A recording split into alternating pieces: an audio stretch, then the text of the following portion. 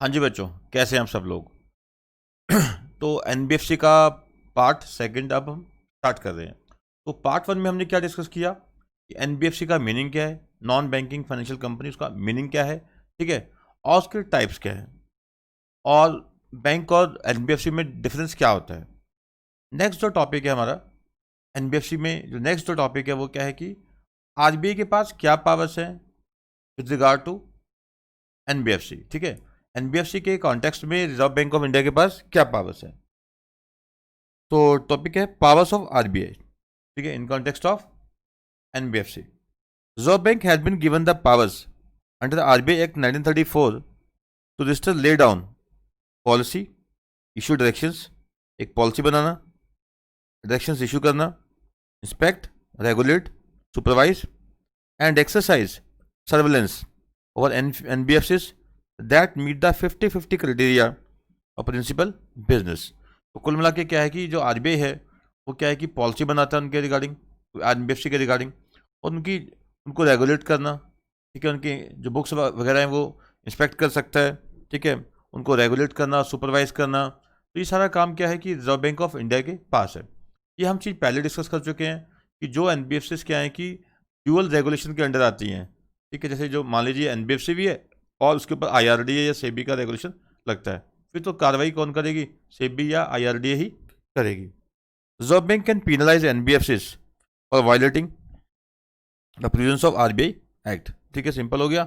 या फिर क्या है, और डायरेक्शंस और orders issued by RBI under the RBI act. तो सिंपल है, आरबीआई क्या है कि जो एनबीएफसीज उनको पेनल्टी लगा सकती है, उनके खिलाफ कार्रवाई कर सकती है अगर क्या है कि जो आरबीआई एक्ट 1934 या उसके जो गाइडलाइंस हैं, रेगुलेशंस हैं, उसकी वायलेशन एनबीएफसी करती है। तो बेसिक सही है। Penal action can also result in RBI cancelling the certificate of registration, ठीक है। तो as a penalty, as a penal action, reserve bank of India क्या है कि एनबीएफसी का जो लाइसेंस है वो भी कैंसिल कर सकता है, यानी सर्टिफिकेट ऑफ रजिस्ट्रेशन क्या है, कैंसिल कर सकता है, इशू टू एनबीएफसी, और prohibiting them from accepting deposits and alienating their assets और filing a winding up petition. यानी बिल्कुल ही क्या है कि ख़त्म कर सकते हैं एनबीएफसी को, ना ही वो क्या है कि डिपॉजिट एक्सेप्ट कर सकते हैं, ना कोई एसेट ट्रांसफ़र कर सकते हैं, ठीक है, और ना ही क्या है कि वो वाइंडिंग अप की एप्लीकेशन लगा सकते हैं। तो क्या है कि आरबीआई क्या है कि जो अगर आरबीआई एक्ट 1934 की या उनकी जो गाइडलाइंस हैं, रेगुलेशंस हैं, उसकी अगर कोई वायलेशन करता है एनबीएफसी, तो आरबीआई उसके खिलाफ एक्शन ले सकता है, ठीक है, एसेट ट्रांसफर करने से मना कर सकता है, वाइंडिंग अप के लिए एप्लीकेशन लगाने से मना कर सकता है, और डिपॉजिट्स एक्सेप्ट करने से भी मना कर सकता है। नेक्स्ट है बिल्कुल सिंपल टॉपिक, क्या है, prudential regulations applicable to NBFCs, ठीक है। अब बेसिक सही है बिल्कुल कि डायरेक्शंस हैं, डायरेक्शन के नाम लिखे हुए हैं यहाँ तक, और कुछ भी नहीं लिखा है। क्या इसमें कि जो आरबीआई है वो क्या है कि प्रूडेंशियल नॉर्म्स, ठीक है, प्रूडेंशियल नॉर्म्स क्या होती है, एक तरह की सेफ्टी नॉर्म्स, ठीक है। प्रूडेंशियल नॉर्म्स क्या होती है बेटा, सेफ्टी नॉर्म्स। तो एनबीएफसी की सेफ्टी के लिए, क्योंकि सिस्टमेटिकली इंपॉर्टेंट है, ठीक है, जो एनबीएफसी है दैट इज सिस्टमेटिकली इंपॉर्टेंट। तो जो आरबीआई है वो क्या है कि एनबीएफसी के रिगार्डिंग प्रूडेंशियल नॉर्म्स जारी कर सकता है। तो पहली प्रूडेंशियल नॉर्म है वो क्या है, एनबीएफसी यानी non banking financial company, non systematically important, non deposits taking company, reserve bank direction 2016, ठीक है, ऐसे डायरेक्शन जारी कर रखे हैं। पहला किसके लिए है, एनबीएफसी, जो क्या है, non systematically important, non deposits taking company, reserve bank direction 2016। और सेकंड क्या है, non banking financial company, systematically important, non deposit taking company and deposit taking company, reserve bank direction 2016। Third क्या है, non banking financial companies, acceptance of deposits, acceptance of public deposits, reserve bank direction 2016, ठीक है। और next क्या है, core investment company, reserve bank direction 2016। The last one is non banking financial company, non banking financial company, peer to peer lending platform, reserve bank direction 2017, ठीक है जी, ठीक है जी। तो ये सभी क्या है कि प्रूडेंशियल रेगुलेशंस हैं एप्लीकेबल टू एनबीएफसीज, जो आरबीआई की एक तरह की क्या है, गाइडलाइंस हैं, ठीक है। आगे चलते हैं, क्या बोलते हैं, directions inter alia prescribe guidelines on income recognition, पे जो एनबीएफसी है वो इनकम कैसे रिकॉग्नाइज करेगी, और asset classification and provisioning requirements applicable to NBFCs. Provisions क्या होती हैं, जैसे अब एनबीएफसीज हैं, उसने लोगों को लोन दिए होते हैं, ठीक है। अब एनपीएस कैसे क्लासीफाई किए जाएंगे, नॉन परफॉर्मिंग एसेट्स कैसे क्लासीफाई की जाएंगी, उसकी नॉर्म्स होती हैं इसमें। एक्सपोजर नॉर्म्स, एक्सपोजर नॉर्म्स क्या है कि एक पर्टिकुलर सेक्टर में आप कितना लोन दे सकते हो, एक पर्टिकुलर पार्टी को कितना लोन दे सकते हो, ठीक है, रिस्क कितना ले सकते हो यानी कि। और disclosure in the balance sheet, इस प्रकार से चीज़ें डिस्क्लोज की जाए बैलेंस शीट में। Requirement of capital adequacy, restrictions on investment in land and building and unquoted shares यानी कि जो लिस्टेड नहीं है, ठीक है। लोन टू वैल्यू रेशो, जो एसेट्स की वैल्यू है, ठीक है, जो जिस एसेट्स के पीछे आप लोन देते हो, तो लोन टू एसेट्स वैल्यू कितनी हो सकती है। मान लो प्रॉपर्टी कितने की है, 10 लाख की है, तो आप लोन मान लीजिए 60% दे सकते हो उसका, तो that is called loan to assets value, ठीक है। Loan to value ratio for NBFC predominantly engaged in the business of lending against gold jewelry. Besides others, deposit accepting NBFCs have also to comply with the statutory liquidity requirements. तो basic सी conditions हैं जो क्या है कि guidelines हैं जो NBFCs को comply करनी होती हैं, ठीक है। नेक्स्ट इंपॉर्टेंट है जो आपके लिए एग्जाम के में आ सकता है। तो नेक्स्ट क्या है, salient features of NBFC regulations which the depositor may not at the time of investment. ये इंपॉर्टेंट है, तो एग्जाम में पूछ सकते हैं कि आप एक निवेशक हैं, ठीक है, अगर आप पैसा लगाना चाहते हैं एनबीएफसी में तो किन किन बातों का आपको ध्यान रखना चाहिए। तो पहला क्या है, some of the important regulations relating to acceptance of deposits by NBFCs are as under. पहला, NBFCs are allowed to accept renew public deposits for a minimum period of 12 months और मैक्सिमम कितना है 60 months। They can not accept deposits repayable on demand, जैसे मैं बताया था, जैसे saving account है, करंट अकाउंट है, वो तो नहीं खुलवा सकते, बट क्या है कि जो एनबीएफसीज हैं वो क्या है कि पब्लिक डिपॉजिट्स एक्सेप्ट कर सकती हैं, उसको रिन्यू भी कर सकती हैं, और कम से कम जो समय होगा उसका वो 12 months होगा, और मैक्सिमम जो होगा वो कितना होगा 60 months। और एनबीएफसी जो रिटर्न आपको ऑफर करेंगी वो कितना होगा, जो आरबीआई द्वारा प्रिस्क्राइब की गई है उससे ज़्यादा ऑफर नहीं कर सकती, ठीक है। NBFC can not offer interest rates higher than the ceiling rate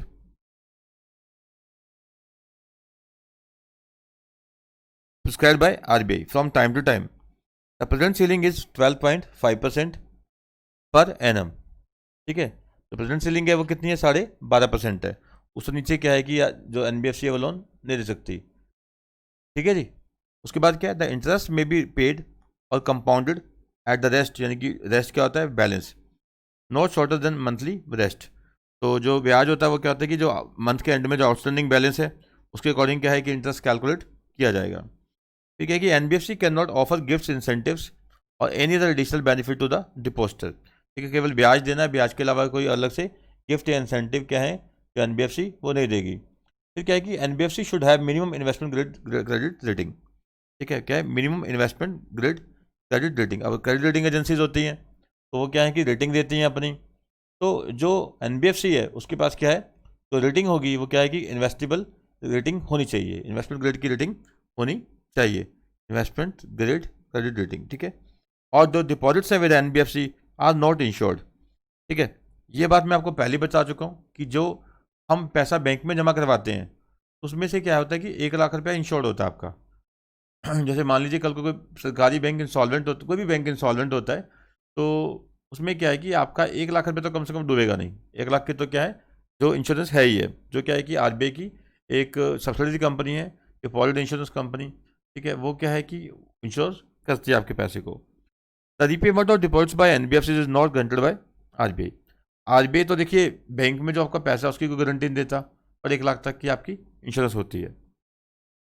Certain mandatory disclosures are to be made about the company in the application form issued by the company soliciting deposits, ठीक है। जब क्या है कि NBFC आपसे deposit accept करेगी तो कुछ एक उन्होंने प्रिस्क्राइब डिस्क्लोजर करने होते हैं वो करेंगे। तो कुल मिला के क्या है, जो एनबीएफसी है वो पब्लिक से डिपॉजिट्स एक्सेप्ट भी कर सकती है, उसको रिन्यू भी कर सकती है। पब्लिक से डिपॉजिट्स एक्सेप्ट भी कर सकते हैं, उसको रिन्यू भी कर सकती है। और दूसरी बात क्या है कि कम से कम जो समय होगा वो 12 महीने का होगा, और ज़्यादा से ज़्यादा कितने का होगा 60 महीने का। और जो इंटरेस्ट की कैलकुलेशन होगी वो मंथली रेस्ट पे होगी, यानी मंथ के एंड में जो आउटस्टैंडिंग है उस पर आगे जाके ब्याज लगाया जाएगा, ठीक है, उसी पे ब्याज लगाया जाएगा। फिर क्या है कि जो रेट ऑफ इंटरेस्ट है वो आरबीआई द्वारा maximum rate of interest prescribe किया जाएगा। इस समय उसकी दर कितनी है 12.5%। और एनबीएफसी जो है केवल इंटरेस्ट देगा और क्या है कि कोई गिफ्ट या इंसेंटिव नहीं दे सकता। और जो एनबीएफसी है जो लोगों से डिपॉजिट्स एक्सेप्ट कर रहा है, तो उस एनबीएफसी का क्या है कि जो इन्वेस्टमेंट ग्रेड है वो होना चाहिए, ठीक है। रेटिंग क्रेडिट रेटिंग कंपनी द्वारा उसको इन्वेस्टमेंट ग्रेड में डाला गया हो। और क्या है कि जो आप पैसा एनबीएफसी के पास जमा कराते हैं वो ना ही इंश्योर्ड होता है, ना ही उसकी आरबीआई गारंटी लेता है। और क्या है, जब एनबीएफसी डिपॉजिट्स एक्सेप्ट करेगा लोगों से तो उसको कुछ सर्टन डिस्क्लोजर्स करने होंगे, ठीक है। फिर क्या है कि ये बिल्कुल रट्टा टाइप है, returns to be submitted by deposit taking NBFC, ठीक है। जो एनबीएफसी है, नॉन बैंकिंग फाइनेंशियल कंपनीज हैं, उनको कुछ रिटर्न फाइल करनी होती है। वो रिटर्न कौन सी है? ये कौन सी है? Deposit taking NBFC. तो पहले क्या बेटा, एनबीएस 1, ठीक है, क्वार्टरली रिटर्न है। ये कौन सी है बेटा? ये है quarterly return. Quarterly returns on deposits in the first schedule, ये क्या है? क्वार्टरली रिटर्न है ऑन डिपॉजिट्स है, ठीक है, इन फर्स्ट शेड्यूल। और एनबीएस 2 है, कौन सी है? क्वार्टरली रिटर्न है on prudential norms is required to be submitted by NBFC accepting public deposits. फिर एनबीएस 3, ये भी क्वार्टरली रिटर्न है ऑन लिक्विड एसेट्स है, ठीक है। पहली रिटर्न किसके ऊपर थी? जो डिपॉजिट्स ले रखे हैं उसके ऊपर, ऑन डिपॉजिट्स। और सेकंड किसकी है? प्रूडेंशियल नॉर्म्स की। थर्ड किसकी है? लिक्विड एसेट्स की, ठीक है। और पहली बात क्या है, पहली जो रिटर्न है वो मतलब पहली, दूसरी, तीसरी, तीनों है कौन सी? क्वार्टरली है। पहली डिपॉजिट्स की है, दूसरी प्रूडेंशियल नॉर्म्स की है, तीसरी लिक्विड एसेट्स की है। फोर्थ कौन सी है? एनुअल रिटर्न है, क्वार्टरली नहीं है ये, ठीक है। ये कौन से हैं? तो क्रिटिकल पैरामीटर्स हैं by rejected company holding public deposits. फिर है 5, stands withdrawn as submission of NBS 1 has been made quarterly, ठीक है। ये एनबीएस, ये कौन सी है? एनबीएस 5 कौन सी है? क्वार्टरली रिटर्न है ये भी। और एनबीएस जो 6 है, तो देखिए एनबीएस 5 जो है ये क्या है? खत्म हो चुकी है।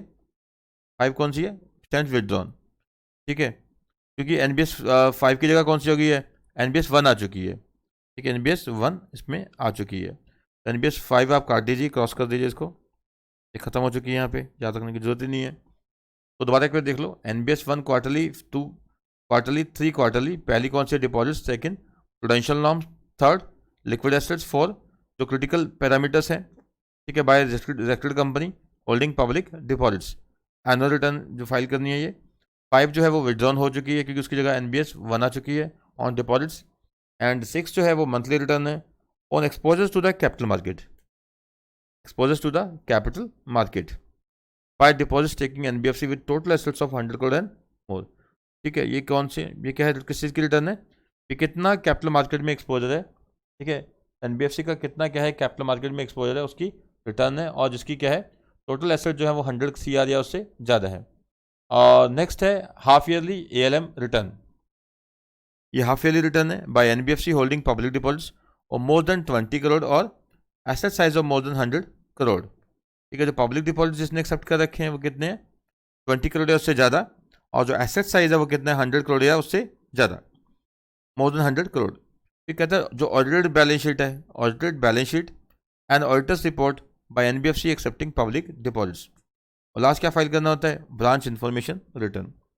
तो ये क्या है कि जो डॉक्यूमेंट जो फाइल करने हैं, रिटर्न फाइल करनी है, इसके द्वारा जो डिपॉजिट टेकिंग एनबीएफसी है, ठीक है। फिर नेक्स्ट है जो रिटर्न्स फाइल करनी है to be submitted by NBFC non deposits, ठीक है।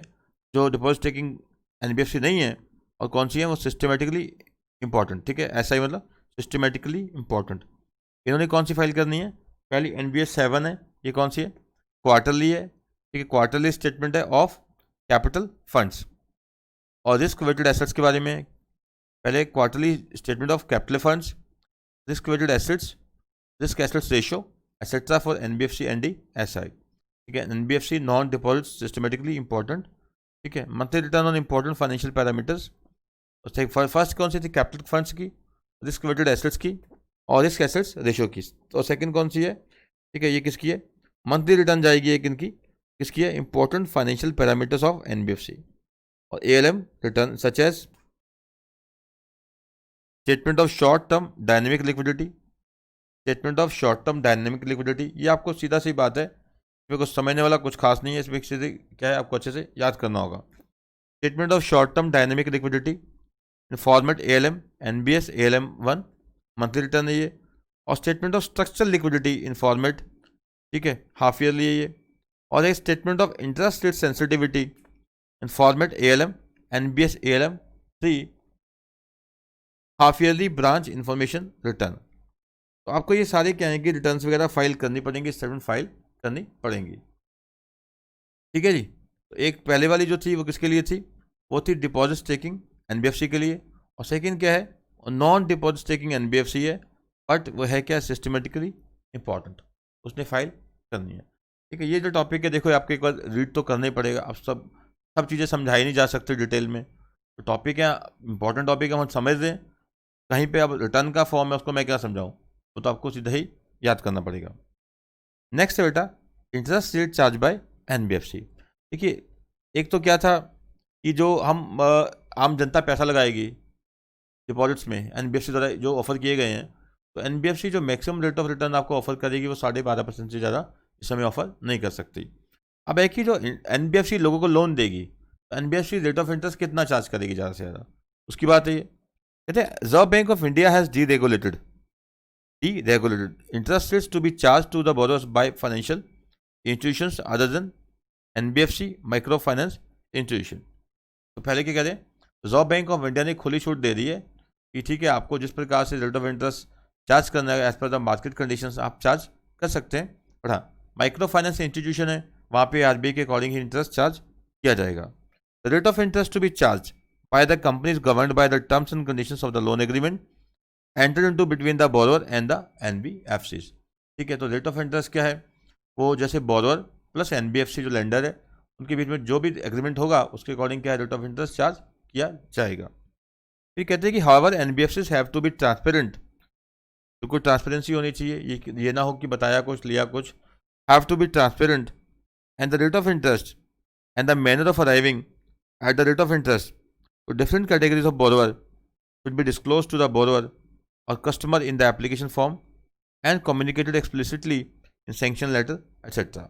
तो बिल्कुल ट्रांसपेरेंसी होनी चाहिए NBFC द्वारा, जो भी वो रेट ऑफ इंटरेस्ट चार्ज करेंगे। और जो भी सैंक्शन लेटर होगी, मतलब जिस पे जब लोन पास हो जाता है किसी का, जो जिसने एप्लीकेशन लगाई है बोरिंग की, ठीक है, पैसे उधार के लिए जिसने एप्लीकेशन लगाई है, जब लोन वो मंजूर हो जाता है तो उसको सैंक्शन लेटर दी जाती है। तो सैंक्शन लेटर में रेट ऑफ इंटरेस्ट बिल्कुल साफ सुथरे शब्दों में मेंशन होना चाहिए। ठीक है, तो बिल्कुल सिंपल क्लियर हो गया। जब हम पैसा लगाएंगे NBFC में तो हमें वो ज़्यादा से ज़्यादा रेट ऑफ इंटरेस्ट कितना दे सकती है, 12.5%। और जब हमसे लेगी NBFC तो रेट ऑफ इंटरेस्ट क्या है कि हम में और NBFC में जो तय होगा वो क्या है, rate of interest NBFC charge कर सकती है। बट हाँ, माइक्रो फाइनेंस NBFC है, उस केस में क्या है कि रेट ऑफ इंटरेस्ट RBI द्वारा रेगुलेशन के द्वारा as per the regulation made by the RBI ही चार्ज किया जाएगा। नेक्स्ट है बेटा core investment companies, reserve bank directions 2016 है ये। ठीक है, अब कोर इन्वेस्टमेंट कंपनीज क्या थी, जैसे हमने बात की थी, एक कंपनी है जो अपना पैसा कहाँ लगा रही है सीधा, ये अपनी मान लीजिए सब्सिडरी में लगा रही है, ग्रुप कंपनीज में लगा रही है। ठीक है, तो अब इनकी रेगुलेशन पढ़ते हैं हम, रजिस्ट्रेशन विद RBI। तो पहला क्या है, इस प्रकार की NBFC को क्या है कि रजिस्ट्रेशन करवानी पड़ेगी किसके पास, विद RBI। तो कहते हैं कि एवरी CIC NDSI यानी कि every core investment company non deposit taking systematically important is required to apply to reserve bank for the grant of certificate of registration. ठीक है, तो सर्टिफिकेट ऑफ रजिस्ट्रेशन लेने के लिए पहले तो क्या है कि इसको रिजर्व बैंक ऑफ इंडिया के पास अप्लाई करना पड़ेगा, irrespective of any advice in the past issued by the bank. पुराने समय में क्या बोला गया था उसको छोड़िए, क्या है कि अब क्या है कि उसको रजिस्ट्रेशन करवानी ही पड़ेगी with the RBI। To the contrary within a period of 3 months from the date of becoming a CIC NDSI। ठीक है, तो 3 महीने के अंदर क्या है कि रजिस्ट्रेशन करवानी ही पड़ेगी। जैसे ही क्या है कि ये सिस्टमेटिकली इंपॉर्टेंट जो बन जाएगी ये, ठीक, कोर इन्वेस्टमेंट कंपनी तो सिस्टमेटिकली इंपॉर्टेंट है बनने के 3 महीने के अंदर इसको क्या है अप्लाई करना पड़ेगा रजिस्ट्रेशन के लिए। Every CIC exempted from registration requirement with the bank, यानी बैंक कौन है, RBI। Every core investment company exempted from registration requirement with the Reserve Bank shall pass a board resolution to the effect that it will not in future access public funds. However, CICs may be required to issue guarantees or take on other contingent liabilities on behalf of their group entities एक तो कहते हैं कि देखिए, पहली बात तो क्या है कि इसको आरबीआई के पास एप्लीकेशन के लिए अप्लाई करना पड़ेगा, और जो क्या है कि जिनको जो सीआईसी जिसको रजिस्ट्रेशन से क्या है कि मुक्त किया गया, एग्जाम्प्ट किया गया है, वो क्या है कि पीआर पास करेगी कि हाँ ये फ्यूचर में क्या है कि पब्लिक से फंड कलेक्ट नहीं करेगी। बट सीआईसी क्या है कि अपनी जो उनकी ग्रुप कंपनीज हैं उनके बिहाफ पे गारंटीज दे सकते हैं और उनके बिहाफ पे कंटिजेंट लिबिलिटीज टेक ऑन कर सकते हैं। ऐसा करने से पहले सीआईसी को ये इंश्योर करना पड़ेगा कि they can meet the obligations thereunder, जो गारंटी दे रहे हैं और जो कंटिजेंट लिबिलिटी वो ठीक है टेक ऑन कर रहे हैं उसको निभा भी कल को सकते हैं, as and when they arise. In particular, CIC which are exempt from registration requirement must be in a position to do so without recourse to public funds in the event of liability devolves, else they should approach bank for registration before accessing public fund. तो बिल्कुल simple सी बात कर रहे हैं। पहली बात कहते हैं कि देखिए, अगर जो कोर इन्वेस्टमेंट कंपनी है उसने अगर पब्लिक से फंड इकट्ठा करना है तो उसे RBI reserve bank of India के पास रजिस्टर्ड होना होगा। बट हाँ, अगर क्या है कि अगर ये क्या है कि पब्लिक से फंड इकट्ठा नहीं करती तो ये आरबीआई के पास रजिस्टर्ड होने की कोई रिक्वायरमेंट नहीं है, ठीक है। और ये भी याद रखना कि ठीक है ये एग्जाम्प्ट है बट, और ये अपना पब्लिक से डिपॉजिट एक्सेप्ट नहीं कर सकती, बट एक चीज़ याद रखिए कि ये जो है कंपनी ये अपनी ग्रुप कंपनीज के बिहाफ पे गारंटी दे सकती है, उनके बिहाफ पे कंटिजेंट लिबिलिटी अपने सिर पे ले सकती है। बट हाँ, ये उस पोजीशन में होनी चाहिए कि कल को कंटिजेंट लिबिलिटी अराइज हो जाती है तो ये कंटिजेंट लिबिलिटी को मीटअप कर सके और जो गारंटी दे रखी है उसको भी ये पे कर सके, ठीक है। और कल को ये पे नहीं कर पाती और इसको पब्लिक फंड लेने पड़ जाते हैं तो फिर इसको क्या है कि आरबीआई के पास रजिस्ट्रेशन करवानी पड़ेगी। फिर कहते हैं कि unregistered core investment companies, if unregistered सीआईसीज with asset size above 100 crore access public funds without obtaining a certificate of registration from RBI, तो इन्हें माना जाएगा कि इसने वायलेशन कर दी है, ठीक है। तो सीधी सी बात कहते हैं, जो अनरजिस्टर्ड सीआईसीज हैं, जो कोर इन्वेस्टमेंट कंपनीज हैं, अनरजिस्टर्ड हैं और एसेट साइज कितना है 100 करोड़ या 100 करोड़ से ज़्यादा, और अगर ये कल को पब्लिक से डिपॉजिट्स लेते हैं तो उन्हें रजिस्ट्रेशन करवानी पड़ेगी। यानी अगर ये पब्लिक से फंड लेते हैं तो इन्हें माना जाएगा कि यहाँ पर रजिस्ट्रेशन करवानी थी, इन्होंने करवाई नहीं, और माना जाएगा कि इन्होंने आरबीआई की वायलेशन की है, ठीक है। एग्जाम्पल हमने दिए कि जो सीआईसीज हैं, ठीक है, कोर इन्वेस्टमेंट कंपनीज हैं, एक श्री राम कैपिटल लिमिटेड है, जीएमआर एयरपोर्ट्स लिमिटेड है, and L&T infrastructure development projects limited, ठीक है जी। तो ये क्या है कि जो कोर इन्वेस्टमेंट कंपनीज हैं उन्हें क्या है कि रिजर्व बैंक ऑफ इंडिया के पास रजिस्ट्रेशन करवानी पड़ेगी। बट हाँ, वो एग्जाम्प्ट हो सकती हैं अगर वो पब्लिक से डिपॉजिट एक्सेप्ट नहीं करते, पब्लिक से फंड कलेक्ट नहीं करते। बट हाँ, ग्रुप कंपनीज के बिहाफ पे वो गारंटी दे सकते हैं, कंटिजेंट लिबिलिटी टेक ऑन कर सकते हैं। बट कल को क्या है कि वो पब्लिक से अगर फंड इकट्ठा करते हैं तो उनको रजिस्ट्रेशन करवानी पड़ेगी। फिर चलते हैं आगे। नेक्स्ट है बेटा कैपिटल रिक्वायरमेंट्स। कैपिटल रिक्वायरमेंट्स, अब वो कैपिटल यानी कि एनबीएफसी को कितनी कैपिटल चाहिए। कहते हैं कि देखिए, जो एडजस्टेड नेटवर्थ है, adjusted net worth of CIC and SI, अब CIC की बात हो रही है, should at no point of time be less than 30% of its aggregate risk weighted assets, ठीक है। जो रिस्क वेटेड एसेट्स हैं, देखिए एसेट्स की वैल्यू है उसके ऊपर रिस्क अप्लाई किया जाता है। मान लीजिए एक एसेट है 100 करोड़ की है, 30% रिस्क है तो उसकी वैल्यू क्या निकाल जाएगी 70%। तो क्या है कि रिस्क वेटेड एसेट्स, इतना रिस्क माइनस करने के बाद जो एसेट्स की वैल्यू है, ठीक है। मेरे पास एक लैपटॉप है 50,000 का है, अब उसकी मुझे लगता है कि यार पुराना हो चुका है, 50% वैल्यू तो घट चुकी होगी इसकी, तो जो भी उसमें रिस्क है तो वो सारा माइनस कर देंगे। उसके बाद जो हमारी एसेट्स की वैल्यू है तो बोलता है रिस्क वेटेड वैल्यू, ठीक है।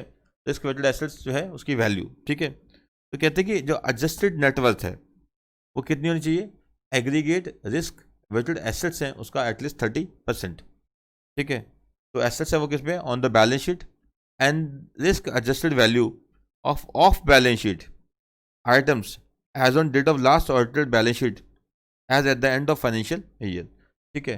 जो एसेट्स क्या है कि बैलेंस शीट में दिख रही हैं और जो क्या है कि ऑफ द बैलेंस शीट है उसका क्या है 30% क्या है जो आपकी रजिस्टर्ड नेटवर्थ होनी चाहिए।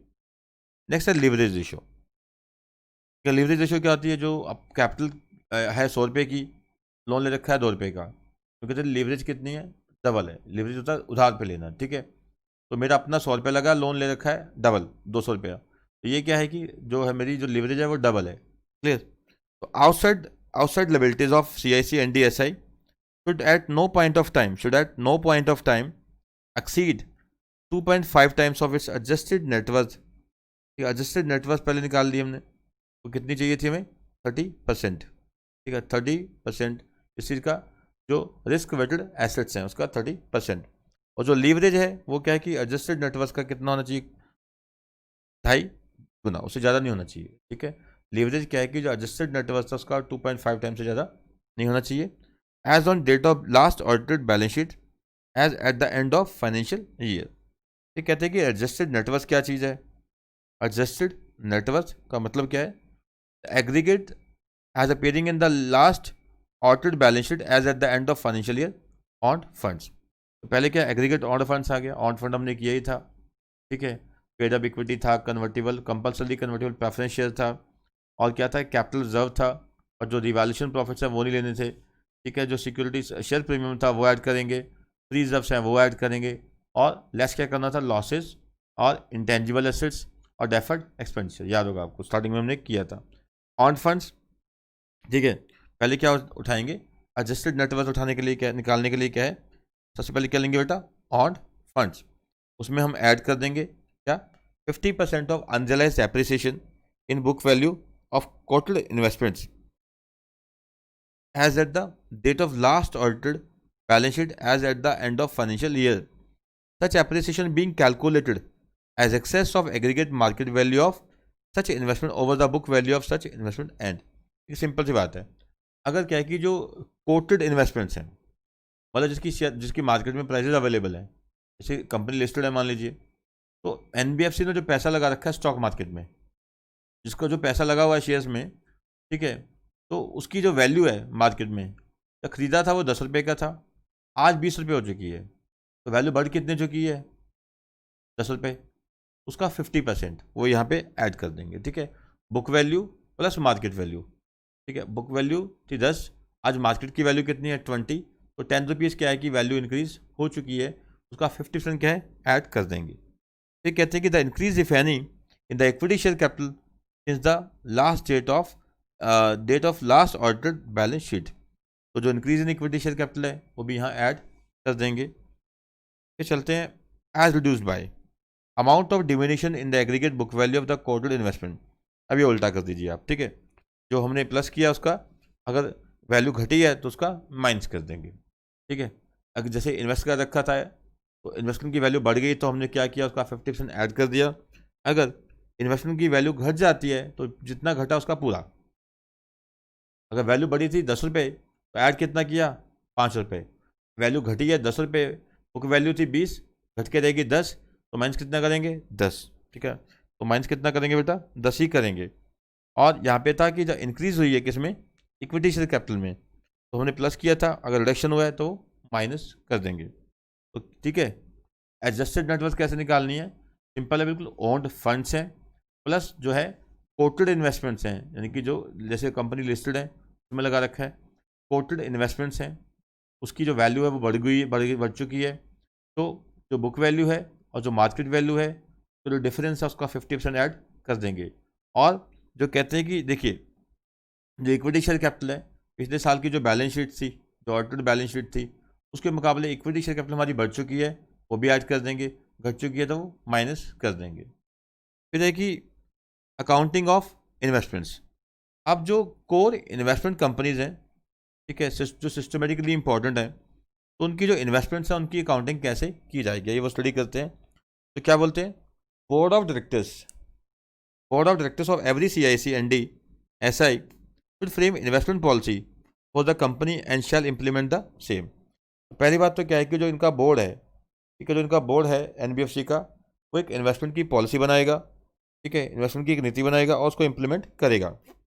Criteria to classify the investment into current and long term investment shall be spelled out by the board और the company in the investment policy. तो पहले तो क्या बनाया? Investment policy. ठीक है, बोर्ड क्या है कि इन्वेस्टमेंट पॉलिसी बनाएगा, और उस इन्वेस्टमेंट पॉलिसी में साफ शब्दों में बताया जाएगा कि हम किसी इन्वेस्टमेंट को कैसे मानेंगे करंट एसेट्स, कैसे मानेंगे उसे लॉन्ग टर्म इन्वेस्टमेंट। ठीक है, इन्वेस्टमेंट को कैसे हम क्लासीफाई करेंगे, current plus long term investment में, ये किस में बताया जाएगा, इन्वेस्टमेंट पॉलिसी में। थर्ड है बेटा, investment in securities should be classified into current and long term eight the time of making each investment. तो सेकंड पॉइंट में ये बोला था किस प्रकार से हम किसी हमारा क्राइटेरिया क्या होगा, किस प्रकार से हम क्लासीफाई करेंगे करंट तथा लॉन्ग टर्म इन्वेस्टमेंट में। और कहते हैं कि जब इन्वेस्टमेंट की जाएगी उसी टाइम में ये तय हो जाएगा कि एसेट्स क्या है, करंट है या लॉन्ग टर्म है। इन case of inter class transfer, there should be no such transfer on ad hoc basis.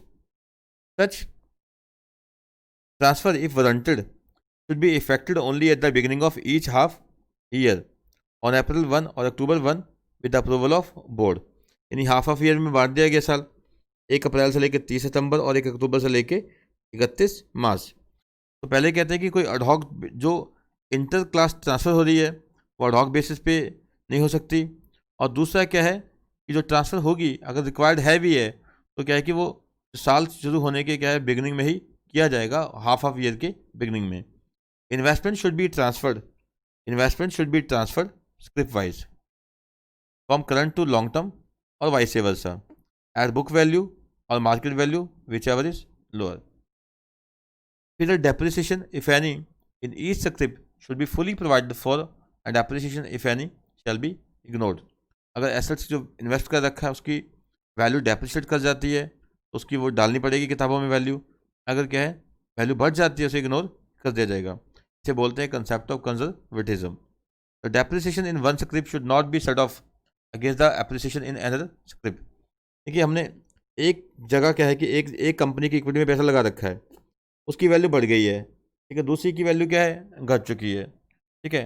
अब वो कहते हैं कि जो एप्रिसिएशन है उसको तो आप क्या है कि इग्नोर कर दीजिए, अगर जो डेप्रिसिएशन है उसकी आप किताबें क्या है उसकी किताबों में डालोगे। और कहते हैं एक की जो डेप्रिसिएशन है, एक स्क्रिप्ट में जो आपने पैसा लगाया है उसकी जो वैल्यू घटी है उस वैल्यू के लॉस को क्या है कि आप दूसरी वैल्यू के प्रॉफिट में से एडजस्ट नहीं कर सकते। The depreciation in one script should not be set of against appreciation in other script eight the time of such inter class transfer even in respect of script of same category. ठीक है, तो ये तो थी पहले value निकालने का तरीका। ठीक है जी, उसके बाद क्या है quoted current as investments should. अब कोटेड क्या है, जो क्या है कि जिसकी वैल्यू मार्केट में अवेलेबल है, जैसे कंपनी जो लिस्टेड है, ठीक है, उनकी जो वैल्यू अवेलेबल होती है मार्केट में उसे क्या बोलते हैं coated value. Coated current investment should for the purposes of valuation be grouped into the following categories: equity shares, preference shares, debenture and bonds, government securities including treasury bills, units of mutual fund था, और क्या है others. तो coated current investment को क्या है किस प्रकार से कैटेगराइज किया जा सकता है, तो ये क्या है बेटा कोटेड करंट इन्वेस्टमेंट जो है उसकी वैल्यूएशन के लिए इनमें क्या है कि क्लासीफाई ग्रुप कर दिया जाएगा एसेट्स को। ठीक है, unquoted equity shares in the nature of current investments, ये तो थे कोटेड, अब क्या है unquoted equity shares in the nature of current investment should be valued at cost or breakup value whichever is lower. However, CIC, ND, SI may substitute fair value for the breakup value of shares. ठीक है, और fair value मतलब जैसे market value होती है वो उठाई जा सकती है if considered necessary where the balance sheet of the investing company is not available for 2 years. Such shares are to be valued at 1 rupee only. ठीक है, अगर जो जहाँ पैसा लगा रखा है इन्वेस्टर कंपनी ने, जहाँ पैसा लगा रखा है इन्वेस्टिंग कंपनी में, अगर उसकी पिछले 2 सालों से वैल्यू ही अवेलेबल नहीं है, ठीक है, उसकी क्या है बैलेंस शीट ही अवेलेबल नहीं है, तो वैल्यू कैसे निकाल जाएगी 1 रुपया पर शेयर के हिसाब से निकाल ली जाएगी, 1 रुपया मान ली जाएगी वैल्यू। ठीक है, ठीक है कि अनकोटेड प्रेफरेंस शेयर्स, अगर प्रेफरेंस शेयर क्या है अनकोटेड है, जो है किसमें in the nature of current investment है, should be valued at cost और face value whichever is less. ठीक है, जो अनकोटेड प्रेफरेंस शेयर है वो क्या है कॉस्ट और face value whichever is less के हिसाब से उसकी वैल्यू निकाली जाएगी। और जो इन्वेस्टमेंट कर रखी है in the unquoted government securities, ठीक है, जो इन्वेस्टमेंट कर रखी है किसमें अनकोटेड गवर्नमेंट सिक्योरिटीज में या फिर क्या है गवर्नमेंट गारंटेड बॉन्ड्स में, should be valued eight carrying cost. Carrying cost क्या है जो बुक वैल्यू है, कैरिंग कॉस्ट क्या है बेटा जो बुक वैल्यू है। ठीक है, फिर क्या है कि unquoted investments, unquoted investments in the units of mutual fund, in the units of mutual funds in the nature of current investments should be valued at net asset value, at the net asset value declared by mutual fund in respect of each particular scheme. ठीक है, तो simple सी बात है। अब जो जैसे अब mutual fund होते हैं उसमें क्या है कि देखिए, अब अगर वो क्लोज एंडेड स्कीम्स हैं, अब जो म्यूचुअल फंड्स होते हैं, ठीक है, जो म्यूचुअल फंड्स होते हैं उसकी अगर क्लोज एंडेड स्कीम्स हैं तो उसकी दो वैल्यूज होती हैं, एक एनएवी होती है, एक क्या होती है जो मार्केट वैल्यू है। ठीक है, अब बात किसकी कर रहे हैं ये, तो अगर जो म्यूचुअल फंड है वो क्या है, अगर अनकोटेड है उसमें क्या कहते हैं, अगर म्यूचुअल फंड क्या है अनकोटेड है तो, और है किसमें, वो करंट इन्वेस्टमेंट के रूप में है, वो की वैल्यू क्या निकालेंगे, एनएवी। ठीक है, जो म्यूचुअल फंड है तो एनएवी डिक्लेयर करेगा वो हम उठा लेंगे। कमर्शियल पेपर की वैल्यू कैसे निकालेंगे, तो कमर्शियल पेपर्स हैं उसकी वैल्यू क्या है, कैरिंग कॉस्ट। तो सीधी सी बात है, गवर्नमेंट की जो कॉस्ट, गवर्नमेंट की जो इन्वेस्टमेंट है, ठीक है, जो अनकोटेड गवर्नमेंट सिक्योरिटीज़ हैं तो वहाँ पे क्या लेंगे, कैरिंग कॉस्ट, और जो कमर्शियल पेपर है वहाँ भी कैरिंग कॉस्ट। और लॉन्ग टर्म इन्वेस्टमेंट जो है, कि लॉन्ग टर्म इन्वेस्टमेंट है वो क्या होगी, as per the accounting standard issued by ICAI। ठीक है, तो इस तरीके से क्या है कि आप याद इसको रख सकते हैं। तो एक बार फिर इसको देखते हैं, तो सीधा सीधा याद रखो। जैसे एक पहला एक क्या है आपका, हम इससे कर लेते हैं एक बार, रुकिए। जैसे एक है अनकोटेड गवर्नमेंट सिक्योरिटीज है, ये कैरिंग कॉस्ट पे है। कमर्शियल पेपर है, ये किस पे, ये कैरिंग कॉस्ट पे है। ठीक है, ये दो कैरिंग कॉस्ट पे हो गए आपके। और जो म्यूचुअल फंड है वो सीधा याद रखो, जो अनकोटेड इन्वेस्टमेंट्स हैं वो कहाँ पे आ जाएंगी, सीधा एनएवी पे। तो गवर्नमेंट सिक्योरिटीज जो है अनकोटेड है, ठीक है, और जो कमर्शियल पेपर्स हैं वो कैरिंग कॉस्ट पे हैं। और क्या है, जो म्यूचुअल फंड है वो सीधा याद रखो NAV पे है। और क्या है, और जो लॉन्ग टर्म इन्वेस्टमेंट है वो तो सिंपल है। तो लॉन्ग टर्म इन्वेस्टमेंट है वो क्या है, as per the accounting standard issued by ICAI। और जो प्रेफरेंस शेयर्स हैं, ठीक है, अनकोटेड प्रेफरेंस शेयर्स हैं वो क्या है, कॉस्ट और face value whichever is less. और जो अनकोटेड इक्विटी शेयर्स हैं इन the nature of current investment वो क्या है, कॉस्ट या breakup value whichever is less. But हाँ, आप चाहें तो ब्रेकअप वैल्यू की जगह क्या ले सकते हैं, फेयर वैल्यू ले सकते हैं अगर नेसेसरी है। ठीक है, और पहला क्या था, तो अब पहले में क्या था कि इंटर क्लास ट्रांसफ़र है, तो वहाँ पे तो एक अलग नियम थे कि इंटर क्लास ट्रांसफ़र क्या है कि अडॉक बेसिस पे नहीं की जा सकती, और अगर ज़रूरत पड़े तो उसकी अगर वैल्यू निकालनी भी है, तो ट्रांसफ़र करनी भी है, सॉरी ट्रांसफ़र करनी भी है, वो 1 अप्रैल को की जाएगी या 1 अक्टूबर को की जाएगी। और जो वैल्यू निकाली जाएगी, ठीक है, वो किस हिसाब से है कि करंट टू लॉन्ग टर्म और vice versa at book value और market value whichever is less के हिसाब से। अगर जो डेप्रिसिएशन है, ठीक है, वो क्या है डाली जाएगी, अगर कोई एप्रिसिएशन हो रही है उसको इग्नोर कर दिया जाएगा। और जो डेप्रिसिएशन एक स्क्रिप्ट में क्या आ रही है, डेप्रिसिएशन एक में क्या आ रही है, एप्रिसिएशन, तो एक की डेप्रिसिएशन दूसरे की एप्रिसिएशन में से एडजस्ट नहीं की जा सकती, क्योंकि एप्रिसिएशन तो क्या है, इग्नोर करनी है। और जो करंट इन्वेस्टमेंट है उसको ग्रुप किया जाएगा इस तरीके से, इक्विटी है, प्रेफरेंस है, डिवेंचर्स है, बॉन्ड्स हैं, ठीक है, और म्यूचुअल फंड के यूनिट्स हैं, गवर्नमेंट सिक्योरिटीज इंक्लूडिंग टी-बिल्स हैं। इस तरीके से क्या है कि इन्वेस्टमेंट की क्या है, तो करंट इन्वेस्टमेंट उसकी ग्रुपिंग कर दी जाएगी। तो सिंपल सा है, ये भी याद रखने वाला ही है।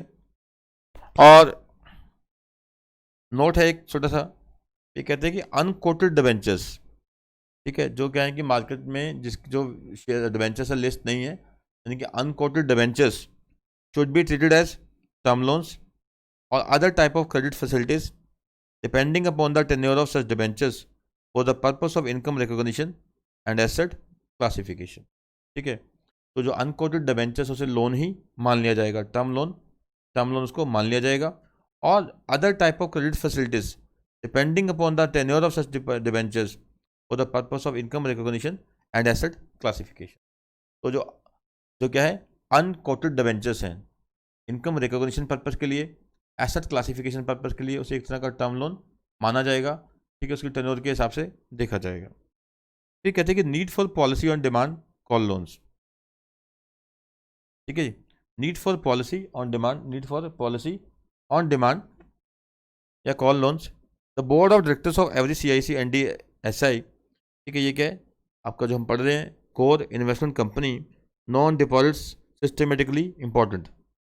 Board of directors of every CIC NDSI granting intended to grant demand call loans फिर frame a policy and implement for the company. ठीक है, ये पॉलिसी बनाएगी और क्या है इसको इम्प्लीमेंट करेगी कंपनी के लिए। ठीक है, बोर्ड क्या है पहले पॉलिसी बनाएगा इस प्रकार से लोन ग्रांट किए जाएंगे। ठीक है, कॉल लोन्स क्या होते हैं कि जब मर्जी हम पैसे वापस मंगवा सकते हैं।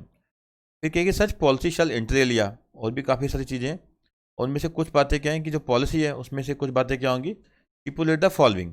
एक क्या है, cut off date within which the repayment of demand call loan be demanded or called up, कि हम आपको कट ऑफ डेट बताएंगे कि इस समय तक क्या है कि हम पैसे अपने वापस मंगवा सकते हैं। और sanctioning authority is required to record specific reasons in writing at the time of sanctioning demand और कॉल लोन। जो अथॉरिटी क्या है कि जो ये सैंक्शन लोन ऐसे डिमांड लोन क्या है पास करेगी, सैंक्शन करेगी, तो रीजंस रिकॉर्ड करेगी कि हम ऐसा क्यों कर रहे हैं, कि हम ऐसे लोन क्यों दे रहे हैं, तो क्या है कि हम जब मर्जी वापस मंगवा सकते हैं। ठीक है, the sanctioning authority is required, sanctioning authority is required to record specific reasons in writing at the time of sanctioning demand और call loan if the cut-off date for demanding or calling up such loan is stipulated beyond a period of 1 year from the date of sanction। ठीक है, कहते हैं कि देखिए अगर जो sanctioning authority है वो क्या है कि स्पेसिफिक रीजन देगी इन writing at the time of sanctioning demand और कॉल लोन, अगर क्या है कि जो कट ऑफ डेट है डिमांडिंग और कॉलिंग अप क्या है 1 साल के बाद है। और रेट ऑफ इंटरेस्ट क्या होगा, to be payable on such loans. बेशक वो डिमांड लोन है, जब मर्जी मंगवा सकती है एनबीएफसी, और उस पर इंटरेस्ट तो ऑब्वियसली लेना ही लेना है। Interest on such loans as stipulated, interest on such loans as stipulated shall be payable either in monthly or quarterly rest. तो मंथ के एंड में जो आउटस्टैंडिंग बैलेंस है हो सकता है उस पर इंटरेस्ट लगे, हो सकता है जो क्वार्टर के एंड पे है उसके according as per the agreement होगा। Sanctioning authority to record specific reasons in writing at the time of sanctioning demand और call loan. If no interest is stipulated or a moratorium is granted for any period। moratorium क्या होता है कि आप extension दे देते हैं कि आप ठीक है इतने बाद टाइम बाद पैसे दे देना। फिर कहते हैं कि देखिए जब डिमांड या कॉल लोन देना है उस समय क्या है कि सैंक्शनिंग अथॉरिटी स्पेसिफिक रीजंस क्या है कि रिकॉर्ड कर लेगी। अगर क्या है, अगर if no interest is stipulated और a moratorium is granted for any period, अगर कोई इंटरेस्ट नहीं लिया जा रहा या इंटरेस्ट क्या है कि मेंशन नहीं किया गया एग्रीमेंट में, या इंटरेस्ट क्या है कि कुछ टाइम बाद लिया जाएगा। एक cut off date for review of performance of the loan not exceeding 6 months commencing from the date of sanction. ठीक है, और कट ऑफ डेट बताई जाएगी कि कितने टाइम के बाद क्या है कि हम लोन की परफॉर्मेंस रिव्यू करेंगे, बट वो जो टाइम पीरियड होगा वो ज़्यादा से ज़्यादा सैंक्शन करने के बाद 6 महीने का होगा। दस डिमांड और call loans need not be renewed unless the periodical review has shown satisfactory compliance with the terms of sanction। तो सिंपल सी बात है बेटा, ये जो बात हो रही है किसके बारे में हो रही है, यह है need for policy on demand call loans. ये वो लोन है जो क्या है कि एनबीएफसी जब मर्जी वापस मंगवा सकती है। ठीक है, इसमें सब बताया जाएगा, रीजंस रिकॉर्ड किए जाएंगे सैंक्शनिंग अथॉरिटी द्वारा कि हम ऐसे लोन क्यों इशू कर रहे हैं, और क्या है कि इसको एक पर्टिकुलर टाइम के बाद जो ज़्यादा से ज़्यादा 6 महीने का इसको रिव्यू किया जाएगा। और कल को 6 महीने के बाद इसकी परफॉर्मेंस रिव्यू करने के बाद ये लगता है ठीक है इसको हम आगे एक्सटेंड कर सकते हैं तो एक्सटेंड कर सकते हैं, अगर लगता है नहीं तो उसको वापस कॉल बैक किया जा सकता है, यानी कि डिमांड या कॉल उसको किया जा सकता है। ठीक है, उसके अलावा क्या है कि इसका जो इंटरेस्ट है वो क्या है कि मंथली रेस्ट पे होगा, मंथ के एंड में जो आउटस्टैंडिंग है उस पर लेवी होगा, या फिर क्या है जो क्वार्टर के एंड में जो पेंडिंग है उस पर लेवी होगा। और क्या है कि अगर इंटरेस्ट कुछ टाइम के लिए अगर इंटरेस्ट स्टिपुलेट नहीं किया गया इन द एग्रीमेंट में, या फिर क्या है कि कुछ मॉरेटोरियम पीरियड दिया गया है। मॉरेटोरियम क्या है कि कुछ टाइम के लिए आपने कुछ पे नहीं करना, या 6 महीने के लिए आपने कुछ पे नहीं करना मान लीजिए, इसके भी रीजंस क्या हैं कि जो सैंक्शनिंग अथॉरिटी है वो राइटिंग में रिकॉर्ड करेगी। ठीक है, और कहते हैं कि जो डिमांड और कॉल लोन है तो कि जो परफॉर्मेंस होगी 6 महीने बाद, तो रिव्यू करने के बाद अगर परफॉर्मेंस सेटिस्फैक्ट्री नहीं रहती तो आगे रिन्यू नहीं किया जाएगा, यानी कि लोन जो है वो कॉल अप कर लिया जाएगा, पैसे वापस ले लिए जाएंगे। तो सिंपल था, इसको याद रखना। नेक्स्ट है acquisition transfer of control of systematically important TIC. ठीक है, अगर क्या है कि किसी systematically important core investment company को का अगर कंट्रोल अक्वायर करना है या टेक ओवर करना है तो उसकी रिक्वायरमेंट्स क्या हैं। तो बिल्कुल बेसिक सी रिक्वायरमेंट है, आइए देखते हैं इसको। Any A systematically important CIC, A systematically important core investment company shall require prior return permission of reserve bank. ये क्या है कि इसको प्रायर रिटर्न परमिशन चाहिए रिजर्व बैंक की फॉर द फॉलोइंग। पहला, एनी टेक ओवर और acquisition of control of CIC, ठीक है, विच मे और may not result in change of management. तो रिजर्व बैंक ऑफ इंडिया की क्या है, राइटिंग में प्रायर अप्रूवल चाहिए, जहाँ पे क्या है जो कोर इन्वेस्टमेंट कंपनी है उसकी मैनेजमेंट का टेक ओवर हो रहा है, ठीक है, और कंट्रोल का टेक ओवर हो रहा है, ठीक है, सॉरी, जो क्या है कि कंट्रोल का टेक ओवर हो रहा है या एक्विजिशन हो रहा है, इसमें हो सकता है कि मैनेजमेंट चेंज हो सकता है ना हो रही हो, विच मे और may not change result in change of management. यानी टेक ओवर प्लस एक्विजिशन, दो चीज़ें आई इसमें बेटा, टेक ओवर प्लस एक्विजिशन जो है ऑफ कंट्रोल, CIC का टेक ओवर या कंट्रोल क्या है हो रहा है, और टेक ओवर या कंट्रोल हो रहा है टेक ओवर CIC का, और हो सकता है कि इसमें मैनेजमेंट बदल रही हो सकता है मैनेजमेंट कल को ना बदले। और any change in the share holding of CIC, वो भी कितनी 26% या उससे ज़्यादा। यहाँ पे CIC की जो शेयर होल्डिंग है वो बदल रही है, ठीक है, तो वहाँ पे भी क्या है कि राइटिंग में परमिशन चाहिए किसकी, रिजर्व बैंक ऑफ इंडिया की। Any change in the share holding of CIC including progressive increases over time which results in acquisition transfer. Progressive acquisition क्या हो गया, एक कंपनी के पास पहले क्या है कि CIC के 20% शेयर्स हैं, 6% और कर लिया एक बार, तो दैट इज कॉल्ड 26%। अब 26% टोटल हो गए, उसे मानेंगे चेंजिंग शेयर होल्डिंग मान लेंगे। अब हो सकता है कि एक झटके में 26% खरीद लिए, हो सकता है कि 20 पहले खरीदे 6 बाद में खरीद लिए, तभी क्या उसको माना जाएगा चेंज इन शेयर होल्डिंग। यहाँ पे भी क्या है RBI की परमिशन चाहिए जब वो 26 हो जाएगा। The change in share holding of CIC including progressive increases over time which results in acquisition transfer of share holding of 26% और more of the paid up equity capital of CIC। तो जो core investment company है तो 26% या उससे ज़्यादा का share acquire कर लिया है एक झटके में या इन द प्रोग्रेसिव सिस्टम, ठीक है। Provided that prior approval shall not be required in case of any share holding going beyond 26% due to buyback of shares, reduction in capital, where it has approval of a competent court। जैसे कि buyback करने के लिए क्या approval चाहिए, ठीक है, section 68 में क्या है ऐसा चाहिए होता है, और रिडक्शन के लिए NCLT की अप्रूवल चाहिए, तो कोर्ट की जगह वहाँ पे क्या है NCLT है, तो वहाँ पे क्या है कि प्रायर अप्रूवल RBI की नहीं चाहिए। अगर जो ये जो लिमिट है 26% है उससे ज़्यादा वाली, ये कैसे हो रही है, जस्ट बायबैक करने के कारण पब्लिक से बायबैक कर लिए, तो जो क्या है कि जो एक कंपनी के पास जो पहले शेयर्स थे वो क्या है कि 26 से बियॉन्ड चले गए, या कंपनी में क्या है कि शेयर्स की रिडक्शन हो रही है, तो जिनके पास पहले शेयर्स हैं वो उससे 26% से ऊपर चले गए, ठीक है। तो ये क्या है कि इस केस में क्या है कि RBI की अप्रूवल नहीं चाहिए, बट रिपोर्टिंग की जाएगी RBI को not later than 1 month from its occurrence. ठीक कहते हैं any change in management of CIC which results in change in more than 30% of the directors excluding independent directors, ठीक है। However, prior approval need not be required in case of directors who get re-elected on the retirement by rotation, ठीक है। अब जो directors हैं वो क्या है कि रिटायरमेंट बाय रोटेशन द्वारा री इलेक्ट हो जाते हैं। आपको पता है कि पहले रोटेशनल डायरेक्टर होते हैं, तो रिटायर होते हैं, हो सकता है कि रिटायरिंग को दोबारा अपॉइंट कर लिया जाए, तो वो क्या है कि उस केस में क्या है कि RBI की अप्रूवल नहीं चाहिए। Notwithstanding anything as above, CICs are required to continue to inform the bank कौन है, reserve bank, regarding any change in their directors. तो कुछ भी लिखा हुआ है, बट हाँ कल को कोई डायरेक्टर्स बदलता है, मैनेजमेंट बदलता है, तो कम से कम क्या है RBI को इन्फॉर्म तो करना ही है, नॉट लेटर देन 1 मंथ। तो कुल मिला के क्या पढ़ा हमने कि पहले केस में क्या है कि जहाँ पे क्या है कि जो CIC है कोर इन्वेस्टमेंट कंपनी जो है सिस्टमेटिकली इंपॉर्टेंट है, जो उसका क्या है कि अगर टेक ओवर होता है या कंट्रोल अक्वायर किया जाता है, एक्विजिशन ऑफ कंट्रोल है या टेक ओवर है, ठीक है, और बेशक उसमें मैनेजमेंट में चेंज हो रही है या नहीं हो रही, तब भी क्या है RBI की रिटर्न परमिशन चाहिए। और दूसरा केस है कि जहाँ पे 30% डायरेक्टर्स जो हैं वो बदल जाते हैं, मैनेजमेंट में 30% डायरेक्टर्स चेंज हो जाते हैं, बट हाँ इंडिपेंडेंट डायरेक्टर चेंज होंगे तो RBI की अप्रूवल नहीं चाहिए।